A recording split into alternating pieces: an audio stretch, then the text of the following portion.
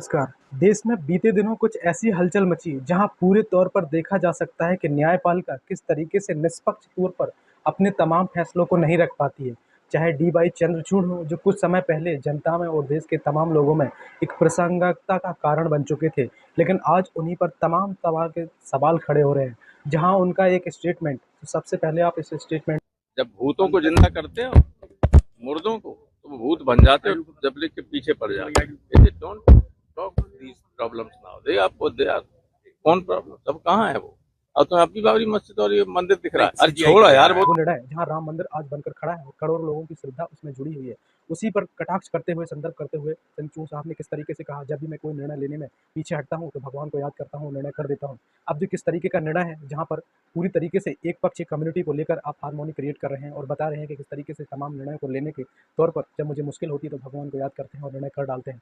तब तो मानो कि बाबरी मस्जिद का जो मुद्दा था वो निष्पक्ष हुआ ही नहीं होगा। और दूसरी सबसे बड़ी बात, देश में कुछ लोग ऐसे भी हैं जो अपने हक अधिकारों के लिए 1947 के बाद से लगातार संघर्ष करते आ रहे हैं, लेकिन वर्तमान में आधुनिक में तमाम संसाधनों से आज भी वंचित हैं और संघर्ष का उनका रथ आज भी पीछे धकेला जा रहा है। और 15% लोग ऐसे हैं जो संसाधन युक्त हैं, जिन पर राजनीतिक नाम के उस ताले की चाबी आज भी है, जिसे जब चाहें जिस तरीके से खोल सकते हैं और बंद भी कर सकते हैं। तो इतना असंगत तरीके से व्यवहार इस देश में तमाम लोगों के साथ हो रहा है, माइनॉरिटी के साथ भी हो रहा है। और तमाम बड़ी बड़ी संस्थानों में बैठे बड़े बड़े पदाधिकारी सीधे तौर पर एक संस्था से अपना संबंध बिठा लेते हैं, चाहे वो कोलकाता हाईकोर्ट के जज साहब हों, जिन्होंने अपने हाईकोर्ट के रिटायरमेंट से पहले अपना त्यागपत्र सौंप दिया और किस तरीके से अपने चरित्र और आचरण को दिखाते हुए राजनीतिक पार्टियां ज्वाइन कर लें। तो संवैधानिक पदों पर बैठे अक्सर व्यक्ति क्यों उसी संस्थान से संबंधित होते हैं? मैं समझ रहा हूँ कि आप सिर्फ संस्थान की तरफ इशारा करते हुए शायद समझ गए होंगे, जो नागपुर में अपनी शाखा रखती है और 1947 के बाद जिस तरीके से तिरंगे को मानने से इनकार कर दिया गया था और भारत के संविधान को पूरी तरीके से मानने से इनकार भी कर दिया था।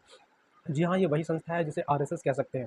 देश के तमाम संवैधानिक पदों पर बैठे व्यक्ति अक्सर आरएसएस की भावनाओं और विचारों से कुंठित नहीं होते हैं, वो प्यार और स्नेह करने वाले होते हैं। आपने देखा होगा कोलकाता हाईकोर्ट से जब जज साहब बाहर आए रिजाइन देकर, तो उनका कहना था, तो मैं तो आरएसएस की विचारधारा से पहले से जुड़ा हुआ हूँ, मुझे देश की न्यायपालिका से कोई लगाव नहीं है। अभी तक उन्होंने जितने निर्णय किए होंगे, क्या निर्णय वो पक्षपात रहित होंगे? क्या उनमें माइनॉरिटी और तमाम देश के ओबीसी एसटी आदिवासियों को टारगेट पर नहीं रखा गया हो? ऐसे तमाम मुद्दे हैं, चाहे वो एससी एसटी का आरक्षण का दो फांक करने वाला मुद्दा हो, जहां पर चंद्रचूड़ सहित 6 जजों की बेंच ने किस तरीके से फैसला दिया कि अब एससी एसटी के आरक्षण में 2 हिस्से कर देने चाहिए और तमाम लोग जो वंचित हैं उनको ये हिस्सा ज़्यादा तौर पर दे देना चाहिए और जो लाभ ले चुके हैं उनके लिए कम कर देना चाहिए। और इस देश में एक कम्युनिटी ऐसी भी है जो 15% अपना वोट शेयर रखती है देश में, लेकिन उसे 10% आरक्षण बिना किसी संघर्ष के दे दिया जाता है। अगर ऐसा ही समझते हैं कि हम तमाम जातियों जो एससी एसटी में आती हैं उनको आरक्षण का लाभ नहीं मिला है, तब तो जिस तरीके से ईडब्ल्यूएस के नाम पर आरक्षण दे दिया गया, उसी तर्ज पर एससी एसटी के तमाम पीछे रह गए लोगों के लिए 10% आरक्षण की व्यवस्था अलग से कर देनी चाहिए। बुद्धिजीवी तमाम किस तरीके से आपको बेवकूफ़ बनाते जा रहे हैं निरंतर, ये तो सोचने वाली है। आरएसएस जैसी बड़ी संस्थाओं से संबंध रखने वाले अच्छे पदाधिकारी जो संवैधानिक पदों पर बैठे हैं, बाद में राजनीतिक कैरियर के रूप में अपना सपना देखते हैं। चंद्रचूड़ साहब के मन में शायद इसी तरीके का लालच जागा, जहां उन्होंने ये स्टेटमेंट दिया। और कुछ समय पहले चंद्रचूड़ साहब और तमाम लोगों की बेंच ने उस न्यायपालिका में बैठी तमाम मूर्ति जो दिखाती है कि हमारी आंखों पर पट्टी है, हम किसी के साथ भेदभाव नहीं करेंगे, निर्णय होगा तो सभी के लिए बराबर होगा। लेकिन कुछ लोगों ने, कुछ बुद्धिजीवियों ने उसकी आंख से वो पट्टी भी हटा दी और ये कहते हुए तर्क दिया कि अब आज का जज अंधा नहीं होता, ये सारी अंग्रेजों की चलाई हुई कहानियां थी जिन्हें हम पूरी तरीके से रिप्लेस कर देंगे।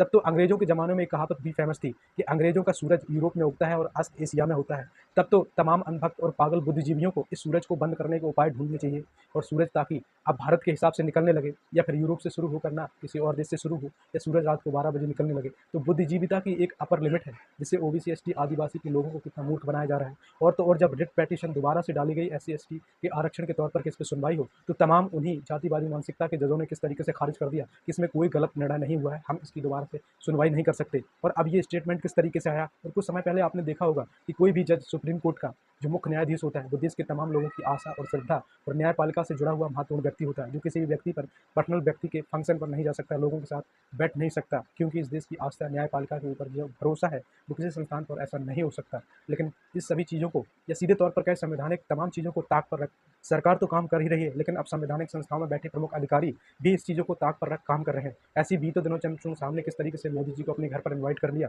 जो कि पूरी तरीके से गलत था, अवैध था, फिर भी लोगों ने इसे जैसे तैसे पचा लिया। लेकिन चंद्रशूर साहब अब पूरी तरीके से लालच बस ये कहने लगे हैं कि जब मैं किसी निर्णय में फंसता हुआ दिखाई देता हूँ तो भगवान का नाम लेता हूँ और उस निर्णय को कर देता हूँ।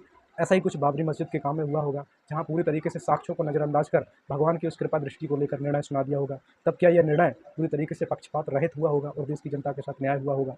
तो इस तरीके से तमाम अधिकारी जो संवैधानिक पदों पर बैठे हैं रंजिश और राजनीतिक कारणों की वजह से, इस देश के तमाम 85% ओबीसी, आदिवासी और माइनॉरिटी के साथ धोखा कर रहे हैं। ऐसे में आपको सजग होना है, अपने हक अधिकार